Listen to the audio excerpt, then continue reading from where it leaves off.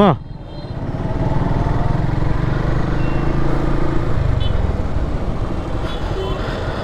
আমারই ডান দিক দিয়ে ওভারটেক করা উচিত ছিল, কিন্তু এই শালার অটোগুলা বাম পাশে জায়গা থাকতো, এরা কিন্তু ডান দিক দিয়ে চলতেছে। বাম সাইডে যথেষ্ট ফাঁকা রয়েছে, ডান দিক দিয়ে কিন্তু ওভারটেক করা কষ্ট, কারণ ওই সাইডে কিন্তু গাড়ি আছে। বাম পাশে ফাঁকা থাকলেও এরা বাম দিয়ে চলে না, মাঝখান দিয়ে যাবে। তো জানি না দোষ কার ছিল আসলে, দোষ কি বলবো, আমাদের উচিত ডান পাশ দিয়ে ওভারটেক করা, আমি বাম পাশ দিয়ে করতেছিলাম, এটা আমার ফল্ট ছিল, কারণ এদিক দিয়ে অবস্থা ছিল না।